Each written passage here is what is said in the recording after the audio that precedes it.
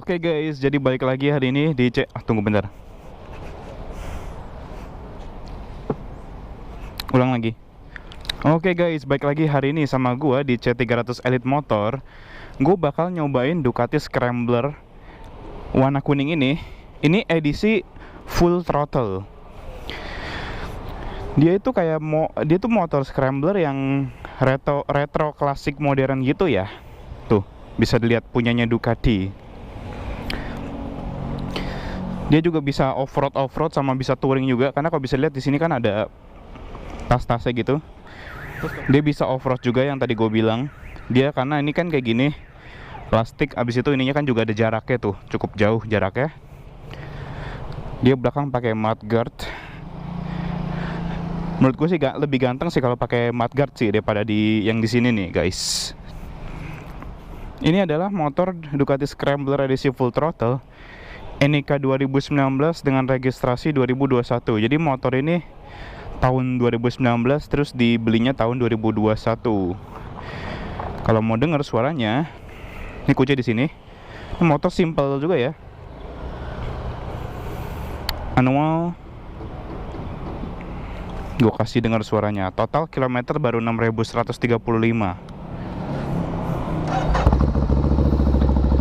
Gitulah suaranya. Inline 2 silinder 803 cc. Knalpotnya menggunakan HP Corse.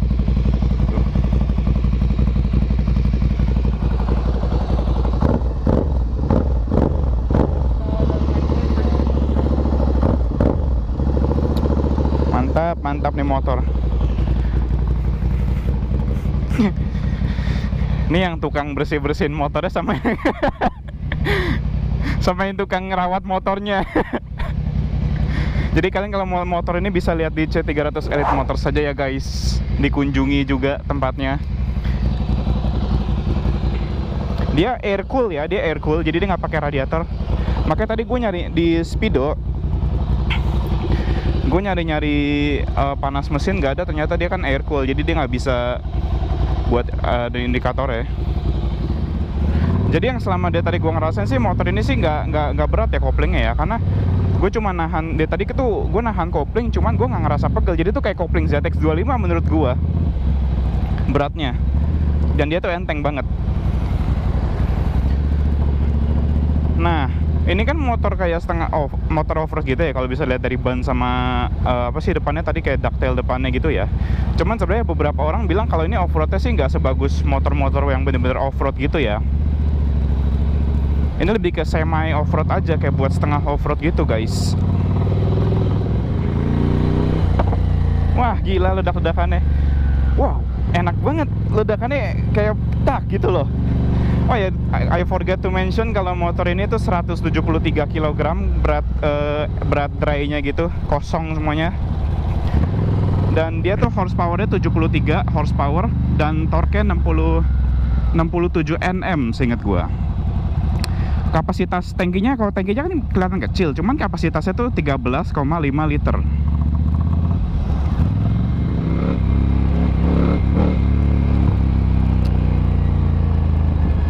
Gila, gue jadi kangen sama Ducati gue guys. Gue jadi kangen Ducati gue guys, gara-gara gue bawa motor ini guys.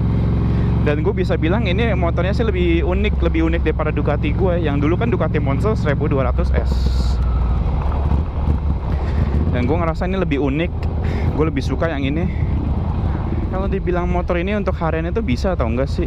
Motor ini sebenarnya bisa buat harian, dengan alasan gue sekarang aja sudah tidak merasa pegel. Kalau panas mungkin kerasa di kaki kanan gue ya.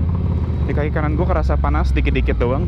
Cuman kalau pegel nggak kerasa, karena tangan kiri gue bilang tadi koplingnya memang bener-bener empuk banget. Masa enteng banget gitu koplingnya.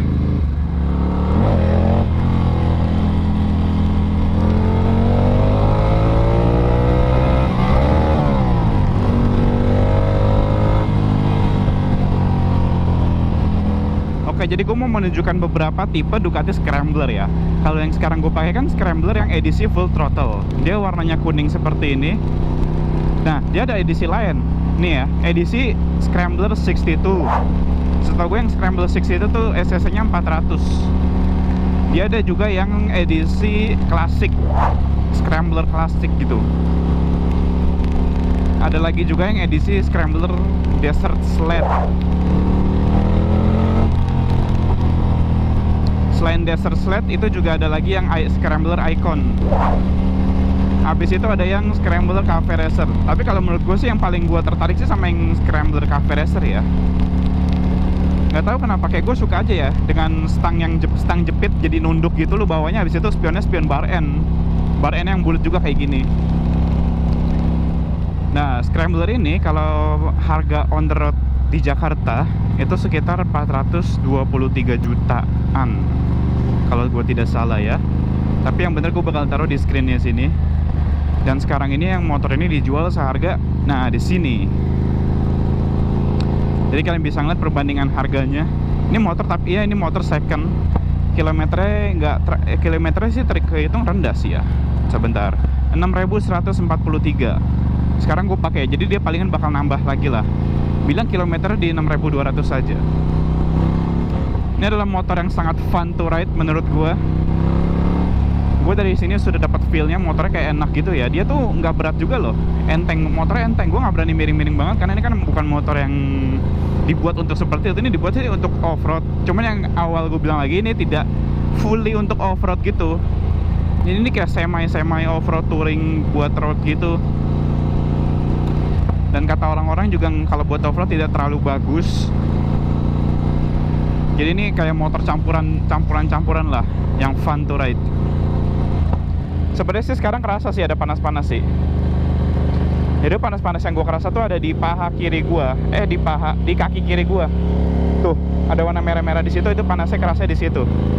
Cuman kalau lagi ngebut lu nggak bakal kerasa panasnya ke bawah sama angin. Cuman kalau misalnya lu jalan pelan kerasa panasnya lagi. Oh, gue lupa kasih sesuatu ke kalian ya guys. Motor ini di bagian kanan kan ada mesinnya kan di bagian kanan tuh yang besi-besi itu tuh ya guys. Jadi kalian kalau pakai short pants atau celana pendek itu sebenarnya kurang rekomen ya, karena kalian takutnya kalau sambil berdiri bisa, kan kalian harus ngejepit, itu takutnya bisa kena kayak kalian. Jadi pakai motor yang mesinnya panas-panas gini, apalagi Ducati, tidak rekomen pakai celana pendek.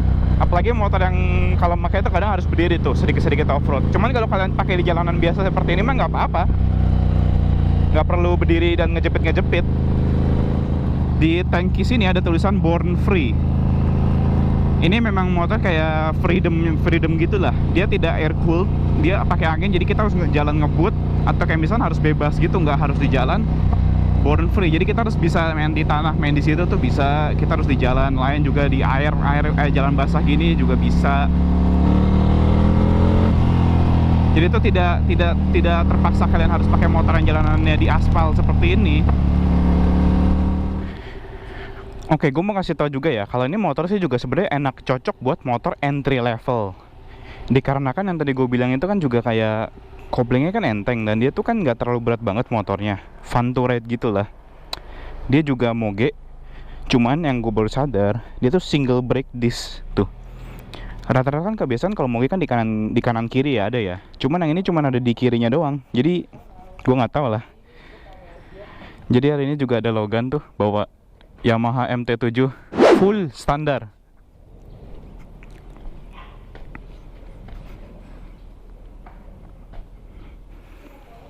Ini enteng loh. Oh iya, untuk gue yang tingginya 175 cm, gue tuh napak pakai motor ini. Cuman gue nggak mau napakin karena nanti gue takutnya malah kena mesinnya. Tuh bisa tuh gitu. Gue gak mau deket-deket nanti kena mesinnya tuh mesin itu tuh, gak mau gue, parah, serius. Oke, gue jadi mau ngasih tau sesuatu tentang salah satu fakta tentang Ducati Scrambler ini yang full throttle ya, khusus yang full throttle. Nah, Ducati Scrambler full throttle ini merupakan varian ini terinspirasi dari flat track Scrambler yang dikendarai oleh Frankie Gracia di 2018 American Super Hooligan Championship. Nah, yaitu gue mention lagi ya guys, ini motor itu dijual di C300 Elite Motor guys. Kalian yang tertarik dengan motor ini bisa kunjungin saja di C300 Elite Motor. Dan jika kalian mau membeli motor ini, terus pakai kode gua yaitu Ivan, kalian bisa dapat bonus gloves. Itu selama diskon masih berlaku ya. Tapi kalau kalian ngebeli aparel di C300 Elite Motor dengan pakai nama kode gua, kalian bisa mendapatkan bonus 10%.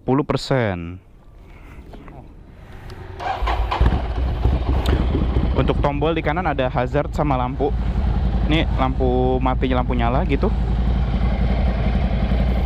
Habis itu ini ada kill switch. Ini ada buat menu-menu ganti, sama ini juga lampu sen, klakson. Kaget. Ini ada lampu jauh, lampu deket. Di sini ada lampu tembak. Sudah segitu doang yang ada di motor sini. Oh iya, I forgot to mention juga. Ini gue dapat nge-review beberapa dari orang-orang ya yang menggunakan motor ini. Salah satunya tuh tentang tangkinya. Dia bilang kalau misalnya lu pada kalau main di tanah kan, kalau berdiri kan harus ngejepit kan kakinya kan. Harus ngejepit kan, berdiri sambil ngejepit. Cuman kata beberapa orang, ini tuh tangkinya tuh terlalu kecil untuk kalian ngejepit kaki paha kalian di sini. Kalau buat off-road. Jadi itu hal yang gue dapat dari internet juga tentang orang-orang menggunakan motor ini.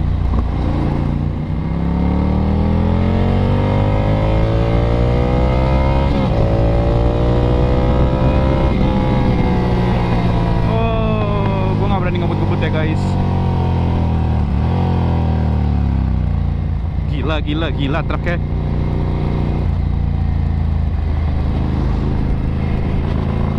Di sini jalanan rusak. Jadi cocok buat gue untuk nyobain hal seperti ini. Cuman gue berusaha mencari lubangnya yang tidak terlalu dalam. Wah, anjing. Wow. Sorry.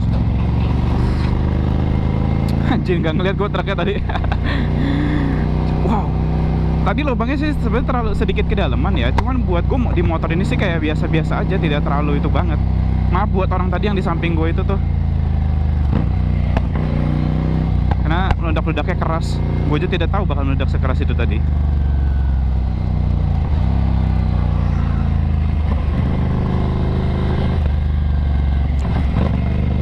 Wow, enak banget. Sambil berdiri enak coy. Ini memang motor yang pas banget di jalan seperti ini. Lu aman loh. Kecuali lubang yang gede-gede banget ya. Oke, jadi gue mau ngejelasin apa aja yang ada di screen. Jadi di atas ada tulisan annual, battery reserve. Itu pas kita mulai nyalain. Di atas ada indikator bensin, itu bagus lah. Ini bisa ke atas bawah ya. Ini ada net indikasi gigi, kecepatan, jam.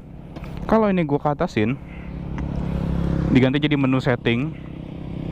Jadi air, range, trip 2, trip 1, sama total tadi. Ini kalau gue ke setting, habis itu gue pencet yang ini. Nah, kita berubah jadi gini. Pin code. Gua ke atas lagi di RPM. Lagi jadi di atas lagi jadi turn indicators. Kalau gue pencet ini, kita bisa ubah jadi auto atau manual. Dipencet yang tekan ini dipencet gini aja biar buat accept. Kita ke atas lagi, unit settings. Pencet. Bisa diubah speed. Speed kalau dipencet bisa diubah jadi mph, kalau enggak kmh. Cuman kita biasa pakai kmh, ya udah kmh aja lah. Bisa ke default juga. Temperaturnya kok bisa lihat di bawah itu kecil banget sumpah. Kecil banget, itu bisa Celsius atau Fahrenheit. Kalau dikatasin lagi bisa jadi speed. Nah ya tadi yang speed tadi salah. Speed sama. Oh itu tadi yang yang itu ganti. Ada tulisan weight, DF, oke. Ini kita tekan ke bawah. Nah itu balik ke tadi tuh yang menu yang unit setting. Ini ada baterai 12,6 volt. Kita ke bawah buat balik lagi. Ke atas lagi DRL control. Ini kalau kita pencet, gue sebenarnya kurang tahu ya DRL control apa ya. Kalau manual, coba kita pencet. Actually gue kurang tahu ya. Ini ada backlight. Backlight itu yang ini ya. Jadi kita bisa coba jadi low, jadi lebih gelap, medium atau high. Kita di auto saja. Habis itu ada service, ada date, setting, clock, pin code, cuman gue nggak tahu pin code itu apa ya, jadi nggak usah di setting. Videonya sampai segini saja ya guys. Terima kasih yang sudah menonton sampai akhir. I appreciate you all. Thanks for watching guys. Jadi kalian, gue bakal kasih tau lagi kalau yang mau motor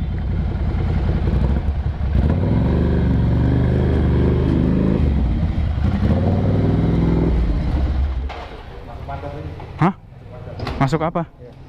Nggak bisa gue.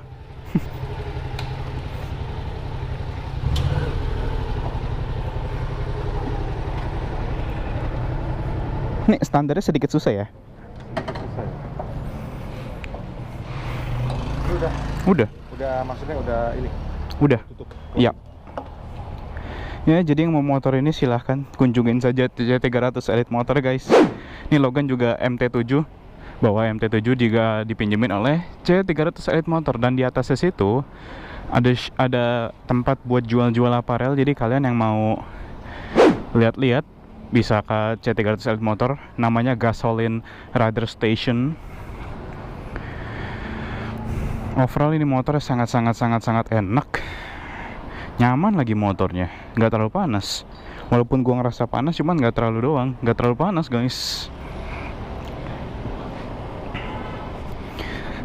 Jadi ya segitu saja. Thanks for watching. I see you next time.